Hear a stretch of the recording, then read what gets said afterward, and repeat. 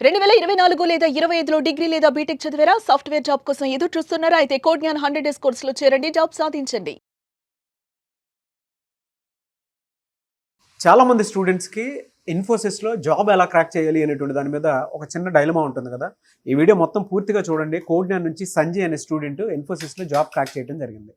అయితే జనరల్‌గా ఇన్ఫోసిస్‌లో job crack చేయాలి అనంటే ఇంటర్వ్యూ ప్రాసెస్ ఎలా ఉంటుంది? ఎన్ని రౌండ్స్ ఉంటాయి? ఏ రకంగా ఉంటుందనేది అది వారి మాటల్లోనే తెలుసుకుందాం. హలో సంజయ్ గారు. Hi, good morning, sir.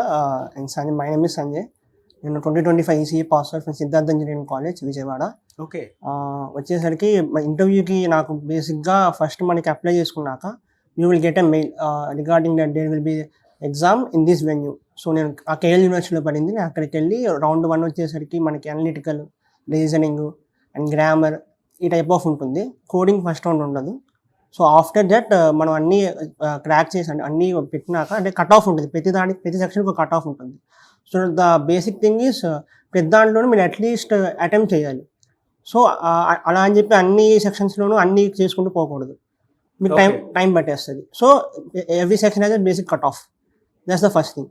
And after that మీకు ఫస్ట్ రౌండ్ అయిపోయినాక మార్నింగ్ స్లాట్ ఉంటుంది. మార్నింగ్ స్లాట్ ఒక 5 hours or 7 hours తర్వాత మనకి మెయిల్ వస్తుంది regarding that you have short listed for first round అయిపోయింది. Second round short list interview ఉంటుంది మీకు ఈ టైంలో ఉంటుంది. అది కూడా సేమ్ అదే వెన్యూ కేఎల్ యూనివర్సిటీ. సో ఆ కేఎల్ యూనివర్సిటీకి వెళ్ళాను మార్నింగ్ 10 కల్లా. వెళ్ళి అక్కడ ఒక 2 hours వెయిట్ చేయాల్సి వచ్చింది.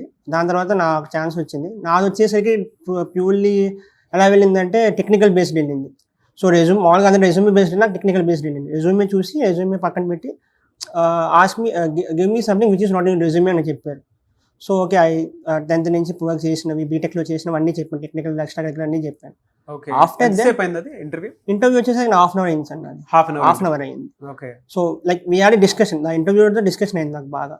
సో ఆఫ్ క్యాంపస్ వచ్చింది. ఆఫ్టర్ దట్ ఇంటర్వ్యూకి ఎలా జరిగిందంటే like those are preparing for software they will note this terms like data structures మీద అడిగారు, బైనరీ ట్రీస్ అని చెప్పి వాటి మీద జస్ట్ థియరిటికల్ కాన్సెప్ట్స్ అడిగారు. అండ్ దాంట్లో ఫుల్ స్టాక్ వచ్చేసి DBM డేటాబేస్ ఉంటుంది కాబట్టి డేటాబేస్లో వచ్చి SQL మీద అడిగారు.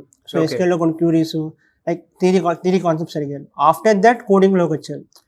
లైక్ బేసిక్ కోడింగే లైక్ ఆమ్స్ట్రాంగ్ నెంబర్ కానీ యూనివర్సల్ డిజిట్ కానీ ఇలాంటి పాలిండ్రోమ్ కానీ చెప్పారు. నేను పైథాన్ కాబట్టి పైథాన్లో చేశాను.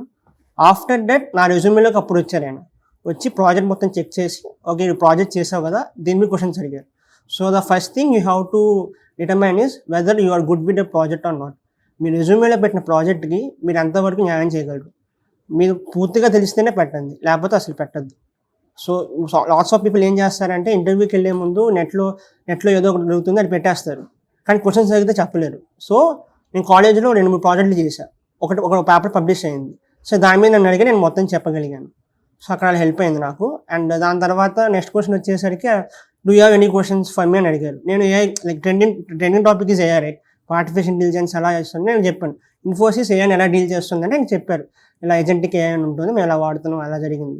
సో ఇంటర్వ్యూ వచ్చేసాక హాఫ్ అన్ అవర్ జరిగింది. First thing you have to be with your resume and మొత్తం చెక్ చేస్తారు. Like you have to be in formals, shoes ఉండాలి, అన్నీ ఉండాలి. అండ్ మీతో పాటు ఇంటర్వ్యూకి వెళ్ళే ముందు మీతో పాటు గవర్నమెంట్ ID ప్రూఫ్ కానీ కాలేజ్ ID కానీ ఉండాలి. ప్రాజెక్ట్ మీరు దేని మీద చేశారు? పైథాన్ మీదనా? అవును సార్. అంటే నేను అది పైథాన్ బేసిక్ కూడా చేయొచ్చు. నేను చేసింది కాలేజ్లో మ్యాట్లాబ్ మీద చేశాను, ఇంకోటి పైథాన్ మీద చేశాను. ఓకే. సో ఒక పైథాన్ దాని మీద క్వశ్చన్స్ దాని మీద అడిగారు. అంటే ఫస్ట్ టెక్నికల్ అయిపోయినాక అప్పుడు రెజ్యూమేలోకి వచ్చారు. సో కోడ్ జ్ఞాన్ ఇంత మంచి ప్లాట్ఫామ్ క్రియేట్ చేసింది కాబట్టి అడుగుతున్నాను. కోడ్ జ్ఞాన్లో మీరు జాయిన్ అయ్యి ఎన్ని డేస్ అయింది? ఒక 3 months అయి ఉంటుంది సార్. సో 3 monthsలోనే మీకు ఇన్ఫోసిస్లో జాబ్ వచ్చింది. సార్ యాక్చువల్లీ కోడ్ జ్ఞాన్ వచ్చేసరికి నేను ఇంకోటి ఏం చెప్దాం అనుకుంటున్నానంటే మనకి సాఫ్ట్ స్కిల్స్ ఉంటాయి సార్. నాకు అంతకుముందు ఒక 2-3 ఇంటర్వ్యూస్ అయినాయి కానీ బట్ నా సాఫ్ట్ స్కిల్స్ అంతగా బాగుండేవి కావు. అంటే మా కాలేజ్లో జరిగేవి, బట్ ద థింగ్ ఈజ్ కాలేజ్లో ఏంటంటే మనకి ఒక వీక్ తర్వాత ఇంకో వీక్ తర్వాత జరిగేది. సో ఈ ఫ్రైడే జరిగింది, నెక్స్ట్ ఫ్రైడే జరిగేది. బట్ కోడ్ జ్ఞాన్ అడ్వాంటేజ్ ఏమైందంటే నాకు ఫస్ట్ మాకు రావంగానే ఫస్ట్ సాఫ్ట్ స్కిల్స్ మొదలెట్టాయి, soft skills and Python. So Sujatha madam అని చెప్పి వచ్చారు. ఆ మేడం మాకు ఏం చేశారంటే ఒక 30 days వరకు at least for 1.5 hour we used to talk in English. So దానివల్ల మా కమ్యూనికేషన్ బాగా పెరిగింది, గ్రూప్ ప్రాక్టీస్ వచ్చింది, బాగా ప్రాక్టీస్ వచ్చింది. అదే క్లాస్ కాలేజ్లో అయితే మనకి మధ్యలో గ్యాప్ వచ్చేది. ఇది సేమ్ ఒక హాఫ్ అన్ అవర్ ఒక ప్రతి 1.5 hour 30 days కంటిన్యూగా చేసేసరికి it has been a good impact for me. Okay. So అదొకటి. ఇంకోటి మా సౌమ్య మ్యామ్ పైథాన్ చెప్పారు. సో అది కూడా మాకు బాగా హెల్ప్ అయింది. అండ్ సతీష్ సార్ కూడా చెప్పారు లైక్ DBMS మీద. సో అది కూడా హెల్ప్ అయింది. యా. ఓకే. మీ పేరెంట్స్ ఏం చేస్తుంటారు? My father is that sir. So is an అంటే ఆయన ఒకప్పుడు సాఫ్ట్వేర్ ఇంజనీర్. ఆయన 2006 నుంచి చనిపోయారు, 2009 నుంచి చనిపోయారు. Okay. So my mother is BD lecturer in Padmavathi BD college. So I'm on my own. Okay. ఇక్కడైతే జనరల్గా ప్లేస్మెంట్స్ ఎలా చూపిస్తారు కోడ్నాలో మీకు? It's happening. అంటే ఓన్లీ మీరు దేనికోసం అయితే ట్రైనింగ్ తీసుకున్నారో దాని వరకే ట్రైనింగ్కి మాత్రమే ఫీజు తీసేసుకొని జాబ్స్ అయితే ఫ్రీగా చూపిస్తారా? జాబ్స్ అయితే ఫ్రీ చేస్తారు. లైక్ మన ట్రైనింగ్తో మనకి యాక్చువల్లీ ఏమవుతుందంటే ఆఫ్టర్ పేయింగ్ ద మనీ మీకు మనకంటూ సపరేట్గా జాబ్ పోర్టల్ ఓపెన్ అవుతుంది లైక్ ప్రతి స్టూడెంట్కి. సో ఆ స్టూడెంట్ అక్కడ ఎగ్జామ్ కానీ జాబ్స్ కానీ దాంట్లో పెడుతుంటాయి.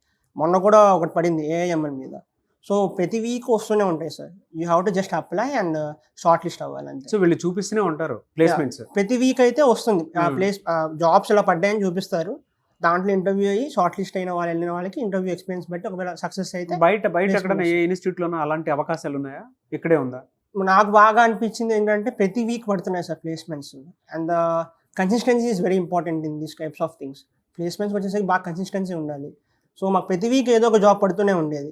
సో మేము అప్లై చేసుకుంటూ ఉండేవాళ్ళం, దాన్ని బట్టి స్కిల్స్ పెంచుకుంటూ ఉండేవాళ్ళం. సో అలా హెల్ప్ అయింది. సో కోడ్నాన్ ఆ విధంగా మీకు హెల్ప్ అయింది? సార్ కోడ్గా నాకు విధంగా సాఫ్ట్ స్కిల్స్లో హెల్ప్ చేసింది, ప్లేస్మెంట్ విధంగా హెల్ప్ చేసింది. ప్లేస్మెంట్ అంతకుముందు ఒకదానికి స్మార్ట్ ట్రాక్ అయ్యాయని చెప్పి ఒకదానికి షార్ట్ లిస్ట్ అయ్యా, బట్ ఇంకా ఇంటర్వ్యూ అవ్వలేదు. ఆల్ ఓవర్ ఇన్ఫోసిస్ వచ్చేసింది. ఓకే. సో ఓవరాల్గా అంటే ఇప్పుడు మీ ప్యాకేజ్ ఎంత అండి ఇన్ఫోసిస్లో? 3.6 సిస్టమ్ ఇంజనీర్ రోల్. బట్ నేను వినింది ఏంటంటే ఆఫ్టర్ దట్ ఒకవేళ మనం బాగా ట్రైనింగ్లో బాగా పర్ఫామ్ చేస్తే అప్గ్రేడ్ ఎగ్జామ్కి వెళ్ళే అవకాశం ఉందని చెప్పారు. ఇలా మీరు రిఫరెన్స్ ఇస్తారా కోడ్నాన్లో జాయిన్ అవ్వమని స్టూడెంట్స్కి? చాలా మంది అంటే మీరు చెప్పినప్పుడు అంటే ఫ్రీక్వెంట్గా కన్సిస్టెన్సీతో కూడుకున్నటువంటి ప్లేస్మెంట్స్ ఎక్కడా లేవు, అవును సార్, ఇక్కడే ఉన్నాయని చెప్పేసి మీరు అంటున్నారు. బట్ దాన్ని చాలా మంది అబద్ధం అనుకున్నటువంటి అవకాశం ఉంది. అట్లాంటి స్టూడెంట్స్కి కానీ పేరెంట్స్కి కానీ మీరు ఏం చెప్తారు? అంటే ఒకటి ద థింగ్ ఈజ్ ఏదో అంటే మొత్తం కోడ్గానే చూసుకోవాలి సార్. మనం కూడా మనం అంతా కృషి చేయాలి. So the more amount of effort you put. అంటే నేను అనేది ఎంత ప్లేస్మెంట్ చూపిస్తున్నారు ఫ్రీక్వెంట్ గా ఉంటుంది అనేటువంటి దాన్ని అబద్ధం అనుకుంటారు చాలా మంది. మీరేం చెప్తారు? లేదు సార్, ప్రతి వీక్ మనకి జాబ్ పోర్టల్ ఓపెన్ అవుతూ ఉంటుంది, జాబ్ పోర్టల్లో పడుతూ ఉంటాయి. అంటే మామూలుగా ఏంటంటే వచ్చేసరికి ఏమవుతుంది, CSE వాళ్ళకి ఎక్కువ జాబ్స్ వస్తాయి, IT కాబట్టి. ECE వాళ్ళకి ఒక వీక్ ఒక 2 or 3 వస్తే, CSE వాళ్ళకి 4 or 5 వస్తాయి. అంటే మేము ECE బట్ నేను వెళ్ళేది IT కాబట్టి అలా చెప్తున్నాను. సో అందుకని సో జాబ్స్ అయితే పడుతూ ఉంటాయి, మనం అప్లై చేసుకుంటూ వెళ్తాను. జాయిన్ అవ్వమని చెప్తారా students? I will refer them. Join అవ్వమని చెప్తారు రెఫరెన్సెస్? ఎనీవేస్ థ్యాంక్ యూ అండి, thank you so much Sanjay garu, and I wish you all the best. Anyways big congratulations. ఎందుకంటే ఇన్ఫోసిస్లో ప్రతి ఒక్కరికి జాబ్ అనేది డ్రీమ్గా ఉంటుంది, క్రాక్ చేస్తే బాగుంటుంది అనుకునేటువంటిది. So through Codegnan skills upskill చేసుకొని మీరు అక్కడ జాబ్ క్రాక్ చేయడం we are very happy. Thank you so much and I wish you all the best once again. Thank you sir, thank you so much.